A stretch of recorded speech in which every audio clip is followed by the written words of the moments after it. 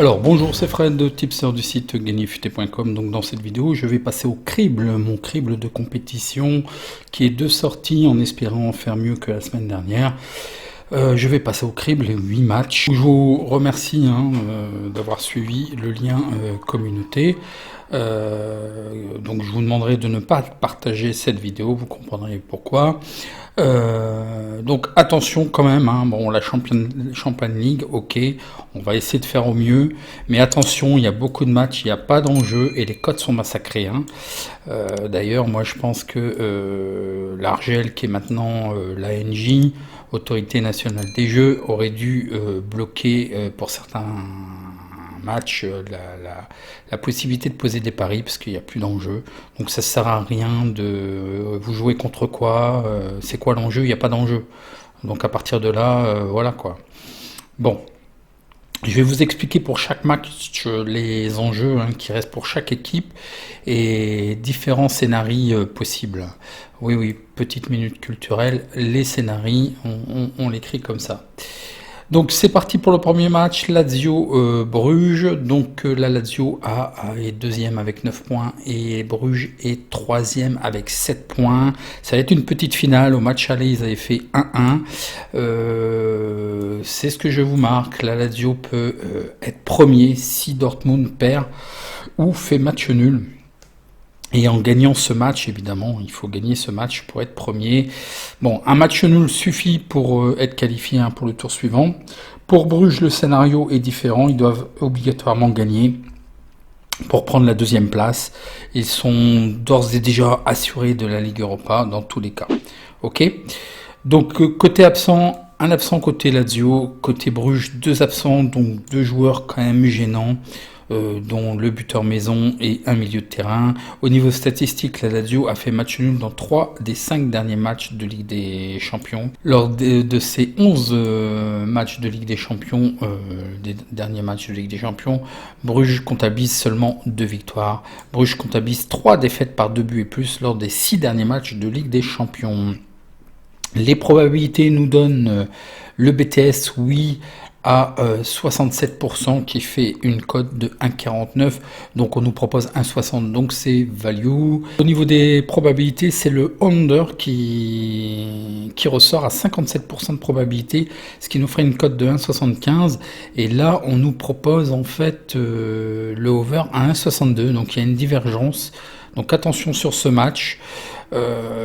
Au niveau des probabilités 1 et 2, la Lazio à 38%, le match nul à 40%, la victoire de Bruges à 22%, le N, le 1-1. Non, parce que les probabilités ne connaissent pas vraiment l'enjeu, en sachant que le 1 est pas opportun, ça sera certainement un match 1-2 je pense, puisque la Lazio peut se satisfaire effectivement d'un match nul, mais c'est des coups à se faire piéger, c'est ce que je vous marque là en fin de match, attention de ne pas se faire piéger. Il faut jouer pour gagner, je pense, sur ce match-là, surtout que il y a une place de premier à prendre. Donc le plus opportun que je vois, c'est le BTS. Les deux équipes marquent à 1,60. Donc voyez ce que vous prenez. Attention, ne vous faites pas piéger avec le under et le over. Une divergence, là, vous allez vous faire piéger. Le match suivant est Zénith contre Dortmund. Dortmund l'avait emporté 2-0. C'est le premier avec 10 points, il faut gagner pour s'assurer de la première place. Et le quatrième avec 1 point, il n'a plus rien à espérer, le Zénith ne peut plus rien obtenir. Au niveau info, le Zénith, un défenseur qui est absent. Côté quand même Dortmund, il y a 3 défenseurs. Et Erling Haaland serait vraisemblablement aussi indisponible. Donc le buteur maison indisponible. Alors attention, ça va être difficile. Pour ce qui est des statistiques, dans leurs 9 derniers matchs de Ligue des Champions, le Zénith comptabilise seulement une victoire. Le Zénith a perdu 5 de leurs 6 derniers matchs de Champions League. Le Zénith a perdu par 2 buts et plus 4 des 6 derniers matchs de Ligue des Champions. Et le Zénith a concédé 2,2 buts en moyenne lors de ces matchs de Ligue des Champions. Ça fait quand même beaucoup. Lors des 5 derniers matchs extérieurs de Ligue des Champions, le Borussia a subi 4 défaites par 2 buts et plus. Donc attention, lors des 5 derniers matchs à l'extérieur en Ligue des Champions, le Borussia a enregistré un total de 4 défaites à la mi-temps et à la fin du temps réglementaire. Le Borussia Dortmund a gagné avec au moins 2 buts 3 des 5 derniers matchs de Ligue des Champions.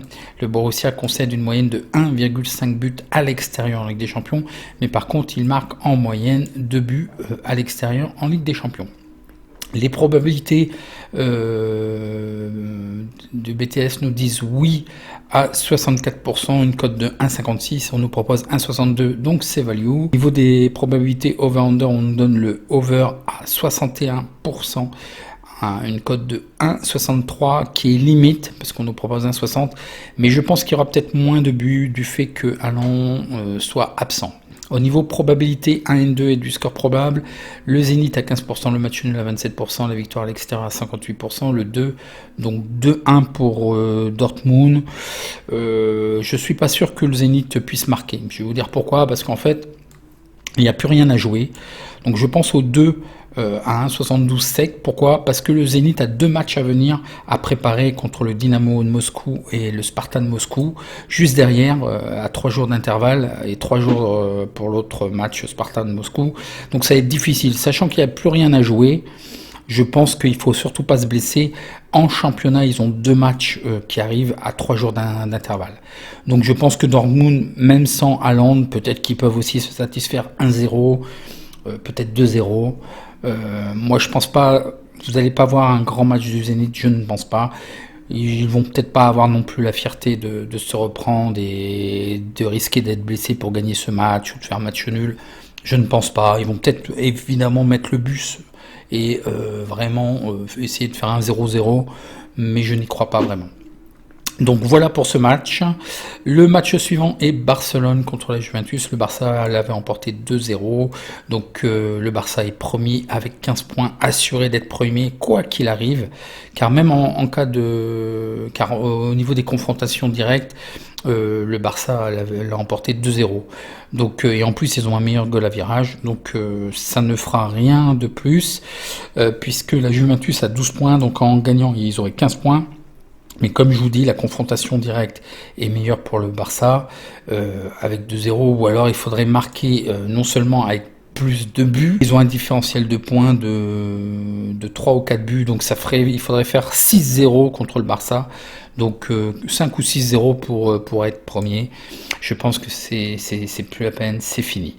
Côté Barça, il y a des absents, 2 attaquants et un défenseur, ceux habituels depuis plusieurs semaines d'ailleurs maintenant.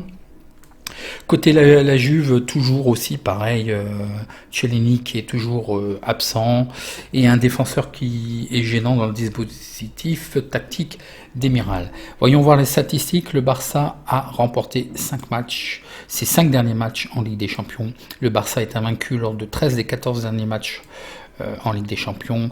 Le Barça a gagné 10 des 13 derniers matchs en Ligue des Champions. Le Barça a réussi à gagner par 2 buts et plus 3 des 5 derniers matchs à domicile de Ligue des Champions. Le Barça a gagné à la mi-temps à la fin du temps réglementaire lors de 4 des 5 derniers matchs en Ligue des Champions. Lors de ces 7 derniers matchs en Ligue des Champions, le Barça a marqué au moins 2 fois. Donc 2 buts de marqués à chaque match, mais bon, on va voir ce que ça va donner. Dans 6 de ces 7 derniers matchs en Ligue des Champions du Barça, il y a eu plus 2,5 buts. Côté de la Juve, ils n'ont pas été battus dans 11 des 13 derniers matchs de Ligue des Champions. La Juve a gagné ses 3 derniers matchs de Ligue des Champions. La Juve a gagné 10 des 12 derniers matchs de Ligue des Champions. Et la Juve a gagné par 2 buts et plus 3 des 5 derniers matchs. Dans 5 des 6 derniers matchs à l'extérieur de Ligue des Champions, la Juve a marqué au moins 2 buts. Donc c'est une constante des deux côtés. Mais ne vous affolez pas. Le BTS, oui, 71%. Le 2-1 pour le Barça. Le over, oui, à 58%. Le over.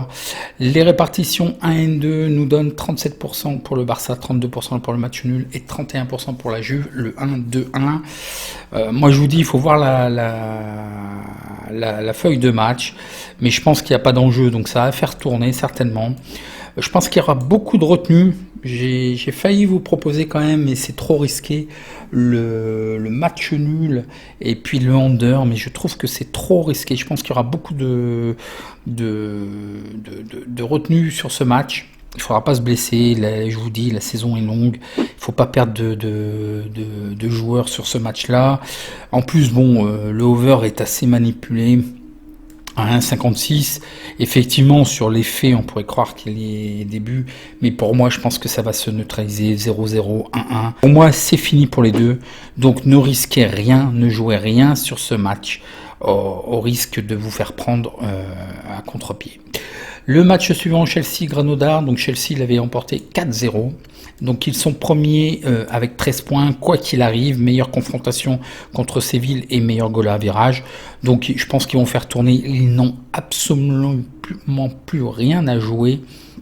Et Granodar est troisième avec 4 points, assuré d'être troisième, car ils ont une meilleure confrontation directe avec Rennes et un meilleur goal à virage. Donc là aussi, il n'y a plus rien à jouer sur ce match. Faites attention, il y a des soucis au niveau des classements. Flash Result n'est pas très bon non plus à ce niveau-là. Au niveau des absents, 2 incertains côté Chelsea, c'est surtout, on ne sait toujours pas au niveau du retour de Marco van de Ginkel. Côté Granodar, quand même un défenseur important dans le dispositif qui est absent. Les statistiques nous donnent Chelsea a gagné à la mi-temps et à la fin du temps réglementaire les 4 derniers matchs de Ligue des Champions. Lors de 10 des 12 derniers matchs de Ligue des Champions, Chelsea est invaincu. Chelsea a réalisé une série de 3 victoires par 3 buts et plus lors des 5 derniers matchs de Ligue des Champions. Chelsea a réussi à garder sa cage inviolée dans 4 des 5 derniers matchs. Dans 9 des 10 derniers matchs de Ligue des Champions, il y a eu plus de 2,5 buts. Chelsea a marqué 2 buts et plus lors des 4 derniers matchs consécutifs de Ligue des Champions.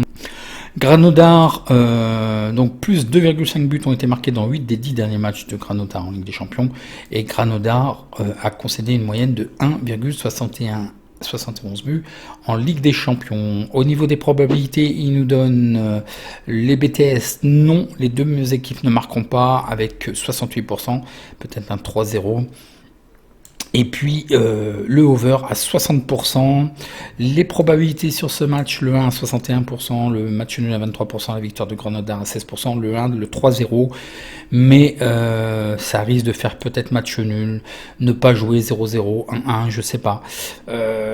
Pour moi, ils n'ont plus rien à jouer. Donc je pense que Chelsea va avoir l'intelligence. Bon, ils ont marqué le coup, ils ont fait leur match à chaque fois. Mais là, ça serait bête d'exposer des joueurs. Je vous dis, la saison est longue. Ils ont des matchs à préparer. Donc voilà, c'est gagné, c'est gagné. Donc là, restez à l'écart, vous allez vous faire piéger. Dynamo de Kiev, Ferencváros, donc le match allait 2-2. C'est le 3e avec 1 point contre le 4e avec 1 point. C'est aussi une petite finale pour la 3e place pour l'accès à la Ligue Europa. En cas d'égalité, en fait, la première confrontation c'était 2-2. Donc en cas d'égalité au niveau des confrontations, ça sera le goal à virage. Et dans ce cas-là, le Dynamo de Kiev est à moins 10 buts et Ferencváros est à moins 11 buts. Donc en cas d'égalité, ça sera Dynamo de Kiev qui sera reversé à la Ligue Europa. Dans tous les cas, Ferencváros doit obligatoirement gagner pour espérer arriver dans Ligue Europa, peu importe le nombre de buts. Et Kiev peut se limiter à un match nul, vous l'aurez compris. Donc au niveau des absents, Dynamo de Kiev, il y a quand même, ce sont des seconds couteaux, 5 joueurs, donc encore beaucoup de Covid aussi, donc attention. Et puis Ferencváros, depuis plusieurs semaines, Civic qui est absent. Les statistiques qui vont bien, Dynamo de Kiev a subi 3 défaites consécutives lors de ses affrontements en Ligue des Champions. Dynamo de Kiev ont gagné seulement 1 des 6 derniers matchs en Ligue des Champions. Dans 4 derniers matchs de Dynamo de Kiev en Ligue des Champions, il y a eu plus de 2,5 buts. Le Dynamo de Kiev a concédé une moyenne de 1,5 buts par match. Ferencváros, les 7 derniers matchs à l'extérieur de Ferencváros en Ligue des Champions, les 2 équipes ont marqué. Au niveau, Ferencváros a gagné 1 des 8 derniers matchs de Ligue des Champions. Il y a eu 3 défaites consécutives lors des matchs de Ferencváros en Ligue des Champions. Lors des 4 des 5 derniers matchs de Ferencváros, les 2 équipes ont marqué. Je l'ai dit 2 fois, sauf que là, c'est... oui. Là, c'est à l'extérieur et là, c'est 4 des 5, donc c'est extérieur et domicile mélangés. Ferencváros a perdu par 3 buts et plus 3 des 5 derniers matchs en Ligue des Champions. Et une constante aussi, plus 2,5 buts ont été marqués dans 8 des 9 derniers matchs de Ferencváros. Les probabilités, le BTS nous donne le oui à 1,66 et c'est value parce qu'on nous propose 1,70, 3,1. Le over à 59%. Qui nous donne une cote de 1,69, donc c'est value parce qu'on nous propose l'over à 1,76. Les probabilités 1 et 2 nous donnent 45% pour Dynamo de Kiev, match nul à 31%, Ferencváros à 24%, le 1, 3-1. Donc là aussi, il y a un risque de jouer pour gagner, mais au fil du match, on ne sait jamais, il pourrait quand même se contenter Dynamo de Kiev d'un match nul. Ferencváros a toujours marqué à l'extérieur, et je pense qu'il sera plus sage de jouer soit ou les deux, soit vous additionnez, soit vous complétez, soit vous sécurisez. Je pense qu'il y aura des buts des deux côtés, donc c'est très value à 1,70. Et vous pouvez ajouter, ou pour sécuriser, le over plus 2,5 à 1,76, qui est très value aussi. Donc je valide les deux paris. PSG Istanbul, le PSG l'avait emporté 2-0. Donc là, je vais vous montrer qu'il y a des erreurs au niveau du classement. Donc là, il faut savoir que le classement est faux. Paris est premier. Pourquoi? Parce qu'ils ont une meilleure confrontation directe avec Manchester United, tout simplement. Donc c'est totalement faux. La plupart des sites et des sites de sport font la même erreur. Donc là, il y a plusieurs scénarios. Donc Paris est premier et non deuxième, c'est ce que je vous marque, hein. Tous les sites de sport sont faux. Et oui, je suis obligé de faire le SAV, hein. Il est quand même bon ce Fred, il est bon, hein. Bon, avec 9 points, ils ont une meilleure confrontation avec Manchester United puisqu'ils ont fait 3-1 et Manchester United a gagné 2-1. Le goal à average compte si égalité, mais de toute façon, il était à l'avantage aussi du PSG. Le PSG doit gagner si Manchester United gagne contre Leipzig ou si Leipzig gagne contre Manchester United pour conserver la première place. Si Manchester United ou Leipzig font match nul, un seul match nul suffit pour Paris. Si Manchester United ou Leipzig perd, le PSG est dans tous les cas assuré de la deuxième place en Ligue des Champions. Bon, je pense qu'ils vont viser la première quand même, hein. Si le PSG perd, il suffira à Manchester United et Leipzig de faire un match nul pour renvoyer Paris en Ligue Europa. Donc attention, mais je ne crois pas que Istanbul soit en capacité aussi de gagner. Si Leipzig gagne et que le PSG gagne, Leipzig, pour être premier, ils doivent gagner par plus, donc ils seront deuxième, mais ils peuvent être premiers s'ils gagnent par 5 buts et plus le score de différence entre le PSG et Istanbul. Contre Manchester United, je pense que c'est impossible. Pour ce qui est d'Istanbul, ils sont quatrième avec 3 points, ils n'ont plus rien à jouer, c'est fini pour eux. Côté des absents, donc Paris est mieux, Sarabia, milieu de terrain qui peut être gênant. Après, bon, là, ce sont quand même des doublures, Icardi, Drexler, mais il y a des doublures.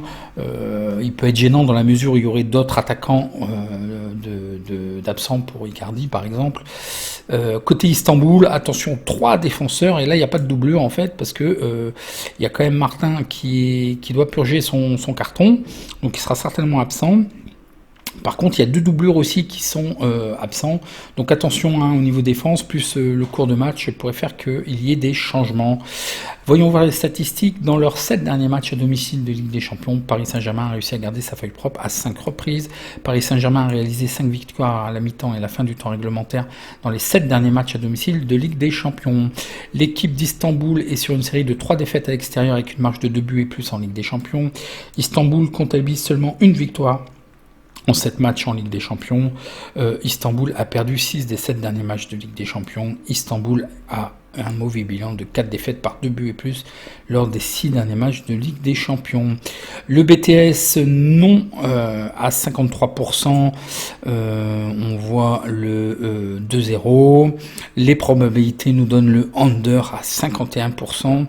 Bon, les codes sont massacrés, hein. Côté probabilité 1 et 2 et du score, 65% pour Paris, 17% de match nul, 18% pour Istanbul, 1 le 2-0. Effectivement, je vous propose rien puisque la cote de Paris est massacrée à 1,10. Il faut quand même respecter les équipes. Les cotes sont pas value tout simplement. Peut-être les plus audacieux de jouer le 2-0. Les cotes sont entre 1,50 et 6,75 selon les books. Mais il faut se sécuriser, il faut une stratégie particulière pour commencer à jouer les scores. Je sais qu'il y en a beaucoup qui regardent à tout ça et j'ai donné pas mal de scores exacts. Mais c'est pas le but, c'est juste pour vous donner une indication. Hein. Je ne le valide pas. Donc là, je vous dirais de rester à l'écart parce qu'il n'y a plus rien à jouer, je pense. Paris va gagner, mais voilà, c'est quoi 2-0, ils vont dérouler 3-0, 4-0. Je ne sais pas, et voilà, restez à l'écart, il y a trop de risques pour pas grand chose. Donc pour Leipzig, Manchester United, donc là c'est un match important, à savoir que quand même Manchester United l'avait emporté 5-0. Donc c'est le deuxième hein, et non le premier avec 9 points pour ce qui est de Manchester, contre le troisième avec 9 points. Donc voir le prono au PSG évidemment, parce que là je vous redis la même chose. Manchester United, il leur suffit quand même qu'un seul match nul, hein, parce que les confrontations directes sont évidemment 5-0, sont à l'avantage de Manchester United. Donc si jamais c'est un match nul, ça serait Manchester United de toute façon qui passerait. Le PSG doit gagner si Manchester United gagne contre Leipzig et Leipzig gagne contre Manchester United.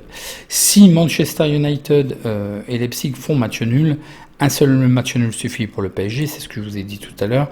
Si Manchester United ou Leipzig perd, dans tous les cas, le PSG est assuré d'être deuxième, donc qualifié. Et je pense que voilà, peu importe le résultat de leur match. Hein.